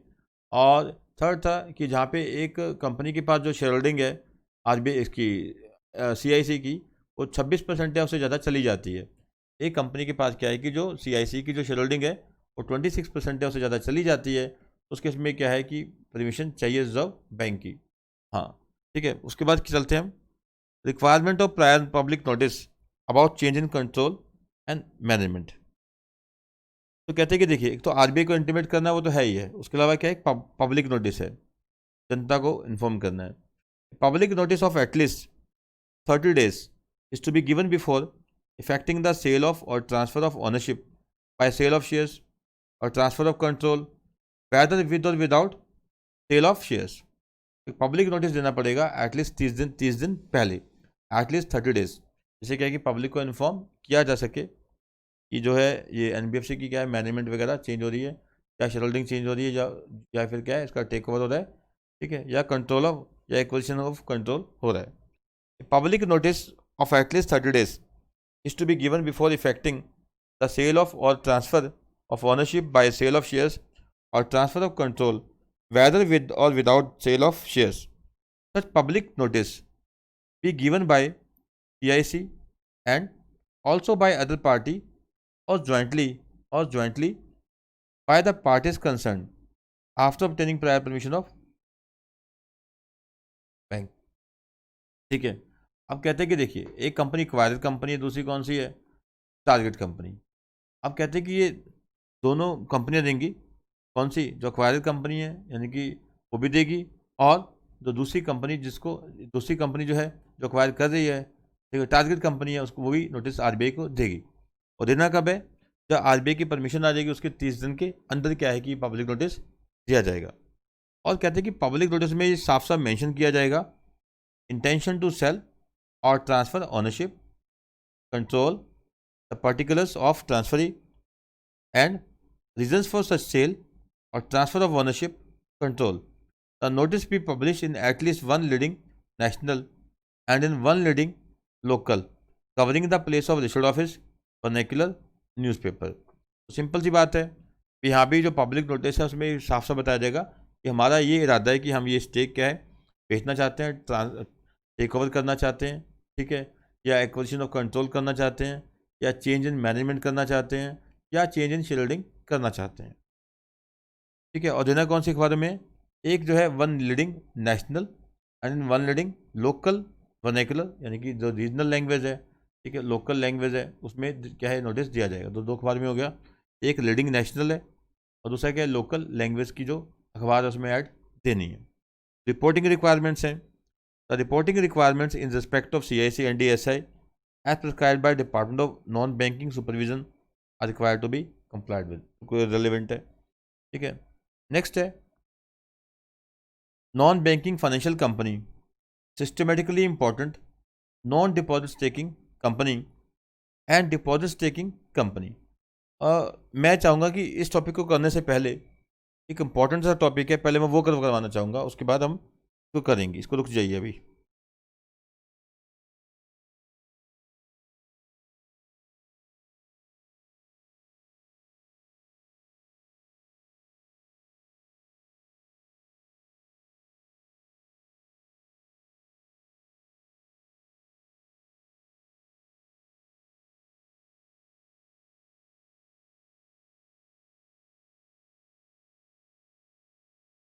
तो आगे क्या है हमारा, कॉर्पोरेट गवर्नेंस। ठीक है, एक टॉपिक रह गया, इसके बाद में करवा दूंगा वो आपको। तो कॉर्पोरेट गवर्नेंस क्या है कि जैसे हमने कंपनी में पढ़ा हुआ है, ठीक है, अगर नहीं पढ़ा तो आपको BCom सेकंड में देखा होगा शायद। तो वहाँ पे कंपनी में क्या होता है, एक बोर्ड होता है, कंपनी की क्या होता है, बोर्ड ऑफ डायरेक्टर्स। तो कुछ कंपोजिशन होता है, कुछ रिक्वायरमेंट्स होती हैं, इस प्रकार से इनकी मीटिंग्स होंगी, ये कमेटीज़ होंगी, that is called corporate governance. एक कंपनी को चलाने के लिए एक गवर्नेंस सिस्टम तो होना चाहिए, एक प्रॉपर मैनेजमेंट सिस्टम तो होना चाहिए, that is called corporate governance. ठीक है, फिर कुछ एक मीटिंग्स होती हैं, कुछ एक रिक्वायरमेंट्स होती हैं, इस प्रकार से वो कंपनी चलती है। फिर क्या बोलते हैं, constitution of committees of board. पहली कमेटी कौन सी है, ऑडिट कमेटी। कहते हैं कि all applicable NBFC shall constitute an audit committee consisting of not less than 3 members of board of directors. ठीक है, एक क्या बतानी पड़ेगी इनको, ऑडिट कमेटी। इस कंपनी को क्या है, हर एक NBFC को क्या है, ऑल NBFCs को क्या है, एक ऑडिट कमेटी बैठानी पड़ेगी, जिसमें कौन लोग होंगे, कम से कम 3 डायरेक्टर्स उसमें होंगे, 3 डायरेक्टर्स होंगे। और कहता है जो ऑडिट कमेटी है constituted by an applicable NBFC as required 177 shall be the audit committee. ठीक है, अब देखिए जो एक एनबीएफसी ने इस प्रकार से एक ऑडिट कमेटी बैठा ली तो क्या है कि जो कंपनियों की रिक्वायरमेंट है वो पूरी मान ली जाएगी, या फिर क्या है कि उन तरीके से ऑडिट कमेटी बैठा ली तो यहाँ पे रिक्वायरमेंट पूरी मान ली जाएगी। और audit committee constituted under this paragraph shall have the same powers function. और जो ऑडिट कमेटी बैठाएंगे एनबीएफसी वाले उनकी वही पावर्स होंगी, वही फंक्शंस होंगे, जो क्या है वही ड्यूटीज़ होंगी जो क्या है कि 177 जो कंपनी लोग है उसमें बताई गई हैं। और audit committee must ensure that an information system audit, ये एक्स्ट्रा दिया हुआ है यहाँ पे, ठीक है, ये ऑडिट कमेटी 177 में नहीं लिखा। तो audit committee must ensure that an information system audit of an internal system and processes is conducted at least once in 2 years to assess operational risk faced by the applicable NBFCs। तो क्या है कि हर 2 साल में कम से कम क्या है information system audit होना चाहिए, किस चीज़ का, इंटरनल सिस्टम का एंड प्रोसेसेस का। ठीक है, कंपनी की जो इंटरनल सिस्टम एंड प्रोसेसेस हैं उनका क्या है कि एक इंफॉर्मेशन सिस्टम ऑडिट, ईसा बोल देते हैं इसको, ठीक है, इंफॉर्मेशन सिस्टम ऑडिट होना चाहिए at least once in 2 year to assess the operational risk faced by applicable NBFCs. ठीक है, तो एनबीएफसीज जो है ऑपरेशनल रिस्क फेस कर रहे हैं तो उनका क्या है कि इंटरनल सिस्टम का और प्रोसेसेस का क्या है एक इंफॉर्मेशन सिस्टम ऑडिट होना चाहिए 2 साल में कम से कम एक बार। ठीक है, तो ऑडिट कमेटी इसमें क्या है, तो हर एक एनबीएफसी को एक ऑडिट कमेटी बैठानी पड़ेगी और उस ऑडिट कमेटी में एटलीस्ट 3 डायरेक्टर्स होंगे बोर्ड में से। ठीक है, और पावर्स फंक्शंस ऑब्लिगेशन वही होंगी जो क्या है 177 सेक्शन में जो ऑडिट कमेटी की होती हैं। उसके अलावा क्या है, ऑडिट कमेटी ये इंश्योर करेगी कि ऑपरेशनल रिस्क को देखने के लिए, ऑपरेशनल रिस्क को मापने के लिए, ठीक है, गोज करने के लिए क्या है कि एक ऑडिट करवाया जाएगा, वो क्या है इंफॉर्मेशन सिस्टम ऑडिट, जिससे क्या है कि इंटरनल जो प्रोसेसेस हैं, ठीक है, उसको देखा जा सके। फिर है नॉमिनेशन कमेटी, क्या बोलते हैं कि all applicable NBFC shall form a nomination committee to ensure fit and proper status of propose existing directors. ठीक है, नॉमिनेशन कमेटी बैठाई जाएगी जो क्या देखेगी जो एनबीएफसी के डायरेक्टर्स हैं वो फिट एंड प्रॉपर पर्सन है या नहीं है। ठीक है, जिनको बनाया गया डायरेक्टर्स वो बनने के काबिल भी थे कि नहीं थे, उनको जो अपॉइंटमेंट की गई उनकी वो सही ढंग से की है कि नहीं की। ठीक है, और क्या है, और इसकी जो पावर्स हैं वही जो है जो कंपनी एक्ट जो है 2013 उसमें जो पावर्स दी गई हैं, फंक्शन दिए गए हैं, ड्यूटीज़ दी गई हैं 178 में।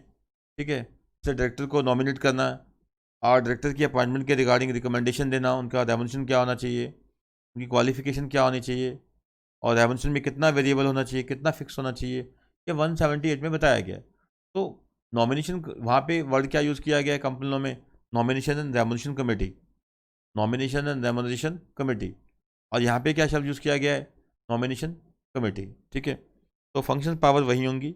नेक्स्ट है risk management committee, to manage the integrated risk, manage the integrated risk all applicable NBFC shall form a risk management committee beside the asset liability management committee. ठीक है, तो कुल 4 कमेटीज आ गई, एक ऑडिट कमेटी है, एक nomination committee है, और एक रिस्क मैनेजमेंट कमेटी है, और एक क्या है एसेट लायबिलिटी मैनेजमेंट कमेटी भी हो जाएगी।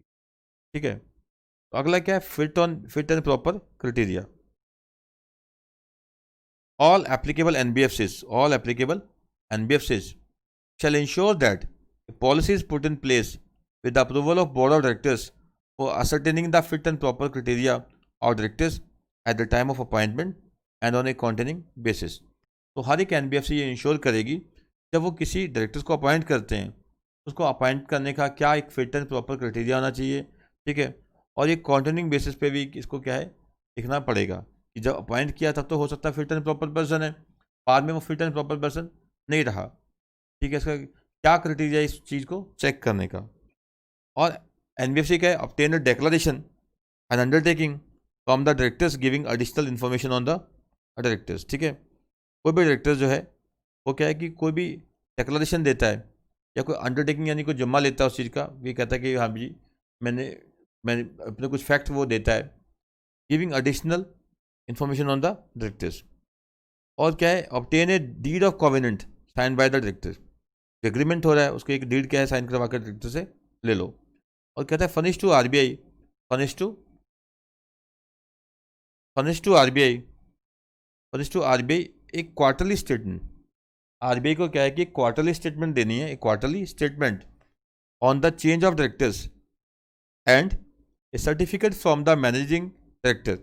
और क्या एक सर्टिफिकेट लेके देना है किसे, एक मैनेजिंग डायरेक्टर से, of the applicable NBFC that fit and proper criteria in selection of the directors has been followed. तो ये क्या है कि जो एक क्वार्टरली स्टेटमेंट देनी है किसको, रिजर्व बैंक ऑफ इंडिया को, जो डायरेक्टर्स चेंज हुए हैं, और एक सर्टिफिकेट लेके देना है किससे, एमडी से, किस चीज़ का, कि जो डायरेक्टर्स अपॉइंट हुए हैं उनको अपॉइंट करते समय fit and proper criteria follow किया गया है। और statement must reach the regional office of the department of non banking, ये पहले वर्ड आया था, non banking supervision of bank, where the company is registered within 15 days, within 15 days of close of the respective quarter. Quarter close होगा उसके 15 दिन के अंदर क्या है, एक क्या है स्टेटमेंट भेजी जाएगी रिजर्व बैंक ऑफ इंडिया को, उसका जो डिपार्टमेंट आगे रीजनल ऑफिस है किस चीज़ का, department of non banking supervision, ठीक है। तो आरबीआई का एक ऑफिस है नॉन बैंकिंग सुपरविजन जो ऑफिस है, वहाँ पे क्या है कि क्वार्टर खत्म होने की 15 डेज के बाद स्टेटमेंट भेजनी है। फिर क्या है कि statement submitted by applicable NBFC for the quarter ending March 31 shall be certified by the auditor. जो साल के एंड की जो स्टेटमेंट होगी वो क्या है कि ऑडिटर द्वारा सर्टिफाई होनी चाहिए। Provided that the bank if it deems fit and in public interest reserves the right to examine the fit and proper criteria of directors of any NBFC irrespective of the asset size of such NBFC। अब देखिए, अब NBFC का जो MD है उसने भी कह दिया, स्टेटमेंट दे दी कि हाँ जी जो डायरेक्टर अपॉइंट किया वो फिट एंड प्रॉपर पर्सन है, बट आरबीआई के पास भी ये पावर है, वो आके चेक कर सकती है, तो क्राइटेरिया स्टेटस है वो चेक कर सकती है, जो डायरेक्टर्स अपॉइंट किए गए हैं वो वाकई ही फिट एंड प्रॉपर पर्सन है या नहीं है। बिल्कुल सिंपल हो गया, यानी कि एक तो क्या है एनबीएफसी क्या है कि क्राइटेरिया तय करेंगी ये डिसाइड करने के लिए कि फिट एंड प्रॉपर पर्सन ये क्या है कि डायरेक्टर्स बनाए जाएँ, और क्या है कि उसको एक स्टेटमेंट भी क्या है कि आरबीआई के पास फाइल की जाएगी इस रिगार्डिंग, और जो ये फिट एंड प्रॉपर पर्सन का क्राइटेरिया ये कॉन्टिन्यूइंग बेसिस पे क्या है चेक करना है। और एमडी से भी एमडी भी सर्टिफिकेशन देगा कि हाँ भी उसके हिसाब से ये क्या है कि फिट एंड प्रॉपर पर्सन है। और रिजर्व बैंक इंडिया के पास भी पावर है, तो चेक कर सकता है, इंस्पेक्ट कर सकता है कि ये जो बंदा इसको अपॉइंट किया जा रहा है कि वो फिट एंड प्रॉपर पर्सन है या नहीं है। फिर आगे है बेटा disclosure and transparency. Disclosure and transparency, all applicable NBFCs shall put up to board of directors at regular intervals as may be prescribed by the RBI in this regard the following। ठीक है, हर एक NBFC क्या है अपने board of director के सामने कुछ regular interval पे ये डॉक्यूमेंट्स रखेगी। क्या चीज़ के, एक the progress made in putting in place a progressive risk management system and risk management policy and strategy followed by applicable NBFC। देखिए सिंपल सी बात है, अब एनबीएफसी ने लोगों को लोन दे रखे होते हैं, तो पैसे में ही सबसे ज़्यादा रिस्क है, पैसा देने में ही सबसे ज़्यादा रिस्क है। कहते हैं ना, अगर आप चाहते हो कि सामने वाला बंदा आपको याद रखे तो उसको पैसे उधारी दे दो, आपको सारी ज़िंदगी याद रहेगा वो, ठीक है, आपको सारी ज़िंदगी आपको याद करवाएगा वो आपको, ठीक है। तो कहते हैं कि देखिए अब क्या है कि NBFC shall put up to the board of directors, regular intervals पे क्या है कि बोर्ड के सामने क्या है एक रिपोर्ट रखी जाएगी, क्या चीज़ की, एक क्या है कि जो प्रोग्रेसिव रिस्क मैनेजमेंट सिस्टम है, प्रोग्रेसिव रिस्क मैनेजमेंट सिस्टम है, और जो रिस्क मैनेजमेंट पॉलिसी है और जो स्ट्रेटजी है रिस्क के रिगार्डिंग, ठीक है, जो एज एप्लीकेबल टू एनबीएफसी है उसकी क्या प्रोग्रेस क्या हो रही है। Second, conformity with the corporate governance standards in relation to composition of various committees, हम पढ़ के आए थे, ऑडिट कमेटी, नॉमिनेशन कमेटी, ठीक है, risk management committee, asset liability management committee, ठीक है। और जो कॉर्पोरेट गवर्नेंस के जो स्टैंडर्ड्स हैं क्या वो फॉलो किए जा रहे हैं कि नहीं किए जा रहे। पहला तो क्या है कि जो रिस्क है, ठीक है, जो रिस्क मैनेजमेंट सिस्टम है उसके रिगार्डिंग क्या प्रोग्रेस हो रही है, ठीक है, रिस्क मैनेजमेंट सिस्टम है उसके रिगार्डिंग क्या प्रोग्रेस हो रही है। और जो कॉर्पोरेट गवर्नेंस सिस्टम है, ठीक है, जो कॉर्पोरेट गवर्नेंस स्टैंडर्ड्स हैं क्या वो फॉलो भी हो रहे हैं या नहीं हो रहे, ठीक है। तो क्या है conformity with the corporate governance standards in relation to composition of various committees, उनका role and functions, periodicity of the meetings, and compliance इसी को गवर्नेंस बोलते हैं कि मीटिंग्स, इतनी मीटिंग साल में होनी चाहिए, इतने टाइम बाद होनी चाहिए, इतना कॉरम होना चाहिए, ये नोटिस भेजना है, ये मिनट्स बनाने हैं, ये सारे क्या होता है, ये कॉर्पोरेट गवर्नेंस ही तो है। ठीक है, तो composition of various committees, the role and function, periodicity of meetings and compliance with coverage and review function etcetera. फिर कहते हैं कि point number 2, all applicable NBFCs will also disclose the following in the annual financial statement. अब जो annual financial statement file करेंगे reserve bank of India के पास, तो ये चीज़ें भी क्या है उनको मेंशन करनी होंगी, डिस्क्लोज करनी होंगी। ठीक है, क्या registration licence authorisation by whatever name called obtain from other financial sector regulators. किसी और फाइनेंशियल सेक्टर रेगुलेटर से जो है तो रजिस्ट्रेशन ले रखी है, लाइसेंस ले रखा है, वो भी बताना पड़ेगा आरबीआई को। और जो रेटिंग एजेंसीज हैं, क्रेडिट रेटिंग एजेंसीज हैं, उनसे जो रेटिंग मिली है इन्हें, वो क्या आई है, और इस साल के दौरान जो रेटिंग में क्या बदलाव आ गया, पेनल्टीज जो लगाई गई है इनके ऊपर वो बताई जाएगी। ठीक है, पहला क्या है, रजिस्ट्रेशन के बारे में, किसी और रेगुलेटर से जो रजिस्ट्रेशन ली है या लाइसेंस है, और जो पेनल्टीज लगाई गई हैं वो बताई जाएंगी, और जो क्रेडिट रेटिंग एजेंसी से जो रेटिंग मिली हैं और साल के दौरान जो रेटिंग में बदलाव आया है वो बताया जाएगा। और कहते हैं कि information namely area, country of the operation and joint venture partners with regard to joint ventures and overseas subsidiaries. ठीक है, ये बताया जाएगा, कुछ एक इन्फॉर्मेशन होगी।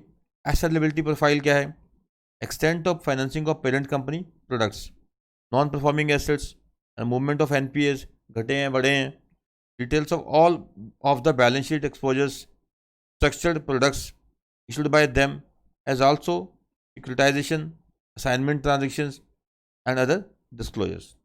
ठीक है, ये सारी चीज़ें क्या है बतानी है, कौन कौन सी बेटा, रजिस्ट्रेशन के बारे में बताना है। ठीक है, रजिस्ट्रेशन हो गया, एसेट लिबिलिटीज हो गई। ठीक है, उसके अलावा कि कितना रिस्क ले रखा है इन लोगों ने, रेटिंग्स होगी, पेनल्टीज होगी, इन्फॉर्मेशन हो किस रिगार्डिंग, एरिया कंट्री के रिगार्डिंग। ठीक है, तो क्या क्या हो गया, रजिस्ट्रेशन का हो गया। ठीक है, रजिस्ट्रेशन के रिगार्डिंग हो गया, पेनल्टीज क्या क्या लगी इन्हें, और अदर जो कोई और फाइनेंशियल सेक्टर रेगुलेटर है वहाँ पे जो रजिस्ट्रेशन करवा रखी है इन लोगों ने, और क्या पेनल्टीज पड़ी, कि रेटिंग क्या आई है, और बेसिक से इन्फॉर्मेशन एरिया वगैरह के बारे में। और लास्ट एसेलेबिलिटी प्रोफाइल। फिर यदि rotation of partners of statutory auditors audit firm. ठीक है, जैसे कंपनी लॉ में भी है, वैसे क्या होता है कि जो फर्म है वो 10 साल के बाद चेंज करनी होती है। कुछ एक कंपनीज को क्या है, जो पार्टनरशिप फर्म है जो ऑडिट करती है, तो स्टैट्यूटरी ऑडिट करती है कंपनी का, 10 साल के बाद चेंज करनी है। अगर वो जो फर्म है उसमें केवल एक ही पार्टनर है, इंडिविजुअल है, तो पार्टनरशिप फर्म ऑडिट करती है किसका, कंपनी का, तो वहाँ 5 साल का केस अप्लाई होता है। कहाँ पे, जो कंपनीज क्या है, prescribed companies under companies act 2013। NBFC में क्या है, इनको हर एक 3 साल के बाद अपना ऑडिटर चेंज करना पड़ेगा, और गैप कितना होना चाहिए वहाँ पे, ठीक है, 3 साल का गैप होना चाहिए। और हाँ, 3 साल के बाद उसको वापस लाया जा सकता है, यानी कि 3 साल के लिए एक ऑडिटर रखा, 3 साल का गैप, फिर उसको वापस ला सकते हैं, नहीं ले उनकी मर्जी है एनबीएफसी की, लाना चाहिए तो वापस ला सकते हैं। All applicable NBFCs shall rotate the partners, यानी कि चार्टर्ड अकाउंटेंट फर्म जो है, conducting the audit every 3 years, हर 3 साल बाद क्या है कि उनको अपना ऑडिटर चेंज करना पड़ेगा। So that same partner shall not conduct audit of the company continuously for more than A period of 3 years. ये मकसद क्या होता है, मकसद ये होता है कि कल को जो ऑडिटर्स है वो बीच में मिल ना जाए। ठीक है, अब पैसा जनता का लगा हुआ है, ठीक है, लोगों को आगे लोन दे रखे हैं, तो पैसा डूब ना जाए, सेफ्टी रहे, एनबीएफसी चलती रहे, इकॉनमी आगे बढ़ती रहे, तो जो ऑडिटर है वो क्या है कि 3 साल के बाद चेंज करना ही पड़ेगा। However partners so rotated shall be eligible for conducting the audit of applicable NBFC after the interval of 3 years। लेकिन 3 साल से ज़्यादा ऑडिट करवाना नहीं है, फिर चला गया तो फिर क्या है कि 3 साल का gap. If applicable NBFC so decides, ठीक है, अगर 3 साल गैप के बाद अगर अपॉइंट करना चाहें तो कर सकते हैं। Applicable NBFC shall incorporate appropriate terms in the letter of appointment, वो हमेशा ही होता है, of the firm of auditors and assure it's compliance. जो भी टर्म्स एंड कंडीशंस हैं ऑब्वियसली वो क्या है कि जो आपस में लेटर साइन होगी, एग्रीमेंट साइन होगा, उसमें लिखी जाएंगी, और वो क्या है कि इसको संभाल के आगे रखने की कंप्लायंस करनी है। नेक्स्ट है फ्रेमिंग ऑफ इंटरनल गाइडलाइंस। हर एक एनबीएफसी अपनी एक इंटरनल गाइडलाइंस बनाएंगी, इसके ऊपर कॉर्पोरेट गवर्नेंस के ऊपर, विद अप्रूवल ऑफ बोर्ड। ठीक है। हर एक एनबीएफसी क्या है, अपनी इंटरनल जो कॉर्पोरेट गवर्नेंस के रिगार्डिंग क्या है, अपनी इंटरनल गाइडलाइंस बनाएंगी और क्या इसको बोर्ड से अप्रूव करवाएंगी। तो क्या होगा, enhancing the scope of guidelines without sacrificing the spirit underlying the above guidelines. जो हम पढ़ के आए हैं उसको छेड़े बिना क्या है कि अपनी भी इंटरनल गाइडलाइंस बनाएंगी जो उसको फॉलो करना पड़ेगा। It shall be published on the company's website if any for the information of the various stakeholder. हमारी ये इंटरनल गाइडलाइंस है और ये क्या है कि वेबसाइट पे बताएंगे, क्योंकि स्टेक होल्डर्स हैं वो उसको रीड कर सके, समझ सकें कि एनबीएफसी की क्या है इंटरनल गाइडलाइंस क्या है रिगार्डिंग कॉर्पोरेट गवर्नेंस। फिर कहते हैं कि applicability of know your customer KYC direction 2016। अब आरबीआई ने जो केवाईसी नॉर्म्स इनके लिए लागू कर रखे हैं अलग से, ठीक है, वो इनको अप्लाई होंगे। All applicable NBFC having customer interface, ठीक है, वो एनबीएफसी जो कस्टमर से क्या है मेलजोल करती हैं, इंटरेक्ट करती हैं, shall follow the KYC Direction 2016 issued by Department of Banking Regulation as amended from time to time। कल को ये अमेंड किए जाते हैं रेगुलेशन, तो डायरेक्शन अमेंड होती हैं, तो अमेंडेड डायरेक्शंस भी क्या इनको अप्लाई होंगी। Need for public notice before closure of branch office by applicable NBFC. अगर कोई भी एनपीएफसी को ब्रांच या ऑफिस क्लोज करती है तो पहले क्या उसका इंटीमेशन देना पड़ेगा, पब्लिक नोटिस क्या है देना पड़ेगा। Applicable NBFC shell give at least 3 months public notice prior to the date of closure, prior to the date of closure of any of its branches। ठीक है, क्लोजर का एक प्रायर नोटिस देना पड़ेगा। जब भी कोई ब्रांच बंद करते हैं, ऑफिस बंद करते हैं, कम से कम 3 महीने पहले। एटलीस्ट एक लीडिंग नेशनल न्यूज़पेपर है, एक leading local vernacular same wording है, ठीक है, जहाँ पे क्या है कि ब्रांच का ऑफिस है या ऑफिस जो बंद कर रहे हैं वहाँ का जो लैंग्वेज है, ठीक है, उसकी लैंग्वेज में indicating therein the purpose and arrangements being made to service the depositors. ठीक है, अब क्या है कि जब भी क्या है कि ब्रांच कोई बंद करनी है, ऑफिस बंद करना है किसी एनबीएफसी ने, तो 3 महीने का एटलीस्ट पब्लिक नोटिस दिया जाएगा 2 अखबारों में। एक क्या है लीडिंग जो न्यूज़पेपर है नेशनल, और दूसरा क्या है कि जहाँ का वो ब्रांच है ऑफिस है जो बंद हो रहा है वहाँ की जो लोकल लैंग्वेज है उस लैंग्वेज में क्या है पब्लिक नोटिस दिया जाएगा। नेक्स्ट है रिपोर्टिंग रिक्वायरमेंट, सिंपल है बिल्कुल। All applicable NBFCs are required to comply with the reporting requirements as prescribed by Department of Non-Banking Supervision। Department of Non-Banking Supervision, ठीक है, उन्होंने जो भी रिपोर्टिंग रिक्वायरमेंट प्रिस्क्राइब की होंगी, ठीक है, department of non banking supervision ने जो भी क्या है कि रिक्वायरमेंट क्या है प्रिस्क्राइब की होंगी वो इसे फॉलो करनी पड़ेंगी। ठीक है जी। फिर अब मैं एक जो टॉपिक छोड़ के आया था पहले वो करवाना चाहूँगा। तो पीयर टू पीयर लैंडिंग है, ये हम क्या है कि नेक्स्ट जो लास्ट पार्ट होगा हमारा एनबीएफसी का उसमें हम कवर करेंगे।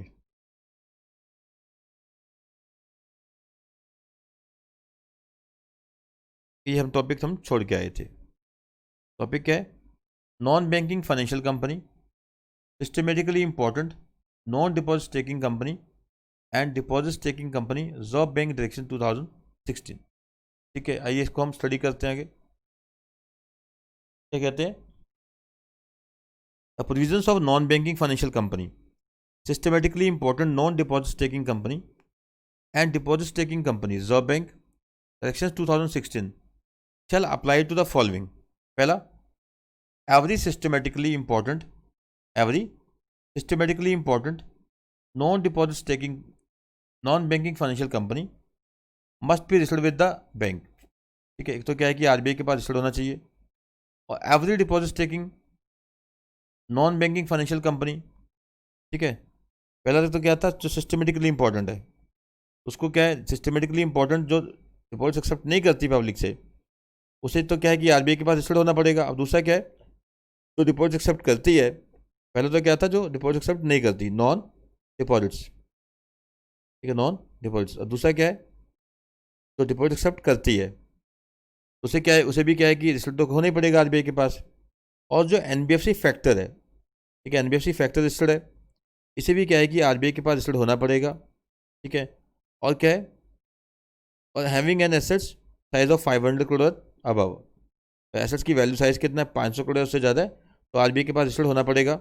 और every infrastructure debt fund, NBFC IDF NBFC shortcut हो गया इसका, तो आरबीआई के पास रजिस्टर्ड होना पड़ेगा। Every NBFC micro finance institution है, ये भी आरबीआई के पास रजिस्टर्ड है, तो इसको क्या चाहिए एसेट साइज अगर इसका 500 करोड़ उससे ज़्यादा है।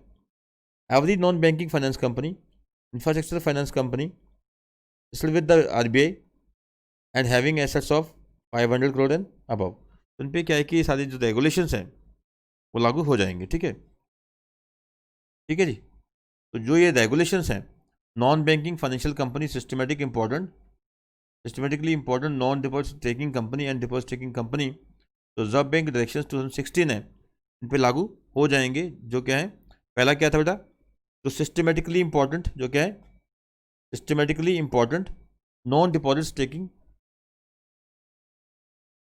सॉरी थोड़ी प्रॉब्लम आ गई थी। ठीक है, तो जो हम आगे कर रहे थे क्या था कि जो रेगुलेशंस हैं, ठीक है, ये किन पे लागू होते हैं, कोई भी ऐसी NBFC जो क्या है कि सिस्टमेटिकली इंपॉर्टेंट है, ठीक है, और जो डिपॉजिट एक्सेप्ट नहीं करती पब्लिक से, और क्या है कि जो RBI के पास रजिस्टर्ड है, और सेकेंड था कि जो डिपॉजिट लेती है और RBI के पास रजिस्टर्ड है, और थर्ड था कि जो NBFC फैक्टर रजिस्टर्ड है, और क्या है कि उसका जो एसेट साइज है वो कितना है, 500 करोड़ है, उस पर ज़्यादा, और इंफ्रास्ट्रक्चर डेट फंड है NBFC, तो रजिस्टर्ड है RBI के पास, ठीक है, उसका एसेट वैल्यू जितनी मर्जी है, और क्या है कि जो NBFC है, जो माइक्रो फाइनेंस इंस्टीट्यूशंस है, और उसका एसेट साइज कितना है, 500 करोड़ उससे ज़्यादा, और हर एक वो NBFC जो क्या है इंफ्रास्ट्रक्चर फाइनेंस कंपनी है, और जो क्या है कि RBI के पास रजिस्टर्ड है, प्लस उसका जो एसेट साइज है वो कितना है, 500 CR या उससे ज़्यादा। तो इन्हें क्या है कि ये जो इसके RBI की डायरेक्शंस हैं वो लागू इन पे हो जाएंगी। ठीक है, तो नेक्स्ट है रजिस्ट्रेशन, क्या बोलते हैं, net owned funds. Reserve bank ने क्या है कि नेट ऑन फंड की वैल्यू बता रखी है कि नेट ऑन फंड्स अगर कितने 2 करोड़ या उससे ज़्यादा, ठीक है, वो चाहिए, तो नेट ऑन फंड की रिक्वायरमेंट कितनी है, 2 करोड़ या उससे ज़्यादा। रिजर्व बैंक है specified 2 crore as the net owned funds, जो हमने स्टार्टिंग में मीनिंग पढ़ा था कि नेट ऑन फंड्स क्या होते हैं, as a net owned funds required for a non banking financial company to commence और carry on the business of non banking financial institution, ठीक है, except wherever otherwise a specific requirement as to net owned funds is prescribe by bank.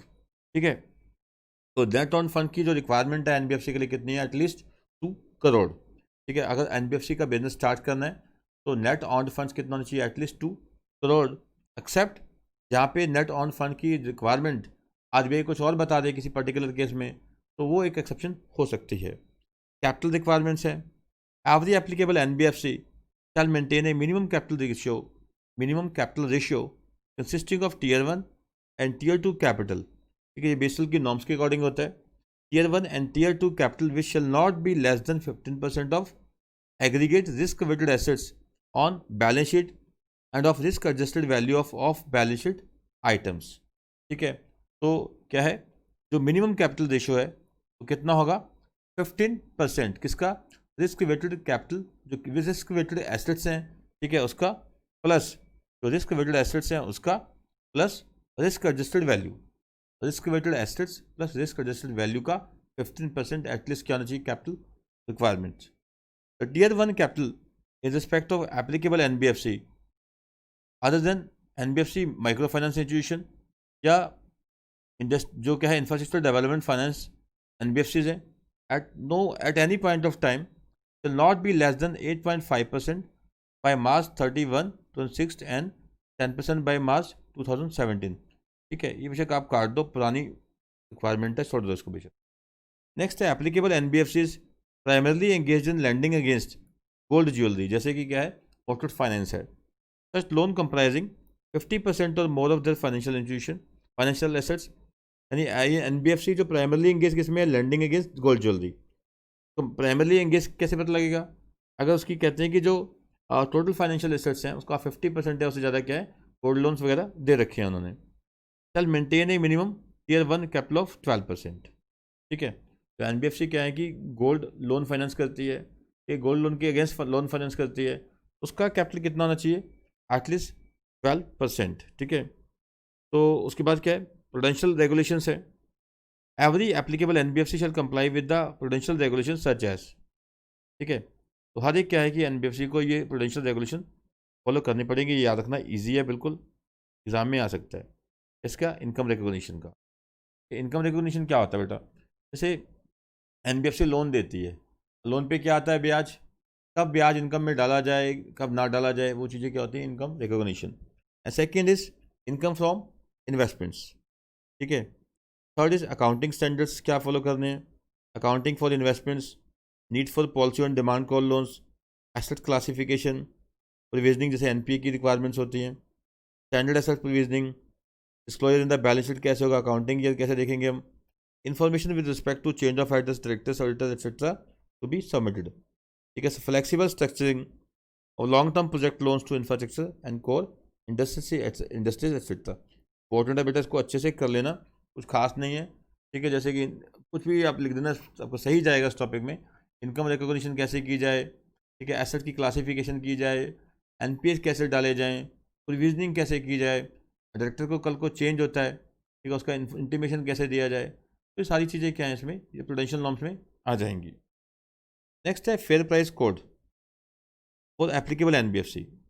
अब fair practices code, अब NBFCs हैं उनके ऊपर भी कुछ ना कुछ नियम लागू होने चाहिए, प्रिंसिपल्स लागू होने चाहिए। अब एनबीएफसी का बिजनेस करना है तो उस तरीके से होना चाहिए, ठीक है। इसमें क्या आएगा, applicable NBFCs having customer interface shall adopt the following guidelines.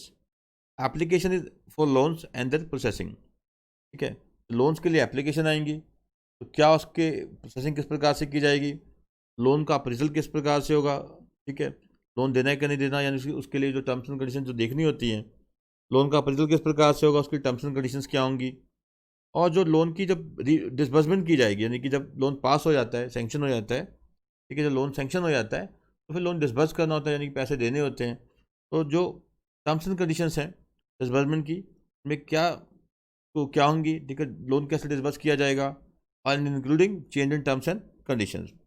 फिर है ग्रीवेंसेस रिड्रेसल एक्सेट्रा, जो भी शिकायतें आएंगी, ठीक है, जो शिकायतें आएंगी, ग्रीवेंसेस आएंगी, ठीक है, जो डिपोजिटर्स हैं या जो बोरोवर्स हैं उनकी शिकायतों का निपटारा कैसे किया जाएगा।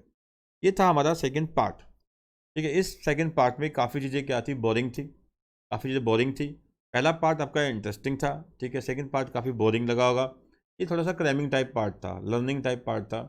थर्ड पार्ट काफ़ी अच्छा है, ठीक है, जो हम इसके बाद स्टार्ट करेंगे वो है पीयर टू पीयर लैंडिंग। बहुत ही अच्छा कॉन्सेप्ट है, उसको आपने ध्यान से समझना है, ठीक है बेटा। Thank you.